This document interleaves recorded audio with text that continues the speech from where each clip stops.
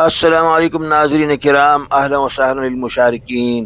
Very dear subscribers and viewers, ahlan wa sahlan, welcome to this new vlog.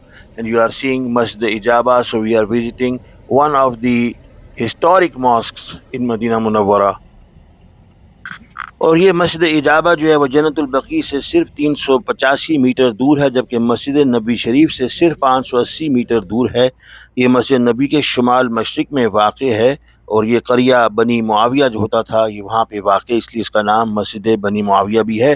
اور آج کل اس کا جو معروف نام ہے وہ ہے مسجد اجابہ. یہ مسجد جو ہے اس لحاظ سے بہت ہی تاریخی ہے کیونکہ یہ آپ صلی اللہ علیہ وسلم کے عہد مبارک ہی میں تعمیر ہوئی تھی، اور یہ بنی معاویہ قبیلے نے بنائی تھی، جو کہ معاویہ بن مالک بن عوف بن الاوس کا قبیلہ ہے. اور یہ مسجد 622 عیسوی میں بنی تھی، یعنی کہ ہجرت کے پہلے سال ہی میں. تو آج یہ جس شارع پر واقع ہے وہ شارع ملک الفیصل، اور اس کے ساتھ ہی گزرتی ہے طریق الملک عبدالعزیز رحمۃ اللہ علیہم. تو یہ ان کے ٹرانزیکشن کے اوپر جو ہے وہاں پہ واقع ہے، اور بالکل ایک ساتھ ایک چوک ہے، اس کے بالکل سامنے یہ مسجد واقع ہے. یعنی جب آپ اوالی کے علاقے سے آئیں تو جو شارع علی ابن ابی طالب ہے وہاں سے طریق الملک فیصل پر جب آپ رائٹ ٹرن کر جاتے ہیں تو وہاں اس کے اوپر یہ واقع ہے.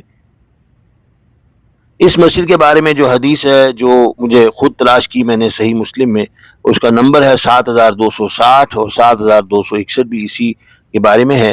تو حدثنا ابو بکر بن ابی شیبہ حدثنا عبداللہ بن نمیر حدثنا عثمان بن حکیم اخبرنی عامر بن سعد عن ابیہ ان رسول اللہ صلی اللہ علیہ وسلم اقبل ذات یوم من العالیہ حتی اذا مر بمسجد بنی معاویہ دخل فرکع فیہ رکعتین وصلينا معه ودعا ربه طويلا ثم انصرف إلينا فقال صلى الله عليه وسلم سألت ربي ثلاثا فأعطاني ثنتين ومنعني واحدة سألت ربي أن لا يهلك أمتي بالسنة فأعطانيها وسألته أن لا يهلك أمتي بالغرق فأعطانيها وسألته أن لا يجعل بأسهم بينهم فمنعنيها.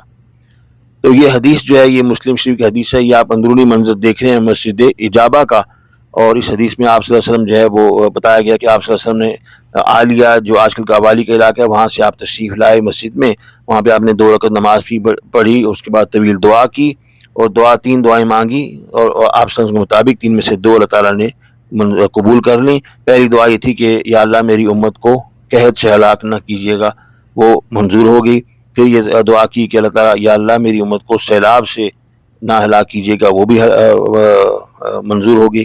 پھر آپ صلی اللہ علیہ وسلم جو درخواست کی یا اللہ میری امت جو آپس میں جھگڑے نہ کرے، تو اس دعا سے منع کر دیا گیا. تو اب یہ جو مسجد ہے یہ آپ اندرونی مناظر دیکھ رہے ہیں، اور یہ تنویر صاحب میرے بہنوئی جو ہیں عمان سے آئے وہ بھی میرے ساتھ تھے، اور یہ مسجد کا اندرونی منظر ہے. اور یہ وہ منظر ہے کہ جہاں پہ آپ صلی اللہ علیہ وسلم نے جو آج جو محراب کی جگہ ہے اس سے تقریباً 2 میٹر دائیں طرف وہاں پر آپ نے نفل ادا کیے تھے. اور آج کل اس مسجد کی چھت کی 3 تہیں ہیں، بڑی اچھی چھت، بڑی مسجد، اچھی مسجد بنائی. اور اس کا گنبد جو ہے وہ 8 پہلو ہے، آکٹاگونل کی چھت جو ہے وہ سبز رنگ کی ہے. مینار ایک ہی ہے مگر خاصا بلند ہے، دور سے نظر آتا ہے. اور یہ آپ دیکھ رہے ہیں کریں جناب کام ہو رہا ہے. اور مین انٹرنس کی طرف 4 دروازے ہیں، جبکہ سائیڈوں میں بھی ایک ایک دروازہ علیحدہ ہے. اور اس کی چھت کے اوپر پانی کی ٹینکیاں بھی رکھی نظر آئیں. اور ایک اور روایت جو ہے ابن شیبہ نے الموطا میں روایت کی ہے کہ حضرت عبداللہ ابن عمر رضی اللہ عنہ اس بستی میں آئے اور انہوں نے پوچھا کہ وہ کون سی مسجد تھی جہاں حضور اکرم صلی اللہ علیہ وسلم تشریف لائے تھے، اور انہوں نے تو لوگوں نے مسجد اجابہ کی طرف اشارہ کیا. یہ دیکھنا ابھی لکھا بھی ہو اس حوالے سے، اور اس کے بعد میں اس کی توسیع بھی ہوئی ہے. حضرت سعد بن وقاص رضی اللہ عنہ کا کہنا ہے کہ وہ بھی حضور اکرم صلی اللہ علیہ وسلم کے ساتھ تھے جب آپ صلی اللہ علیہ وسلم اس مسجد میں تشریف لائے، اور آپ صلی اللہ علیہ وسلم نے محراب کی دائیں جانب تقریباً 2 بازو کے فاصلے پر، تقریباً 2 میٹر دائیں طرف بیٹھے اور 2 رکعت نماز پڑھی تھی.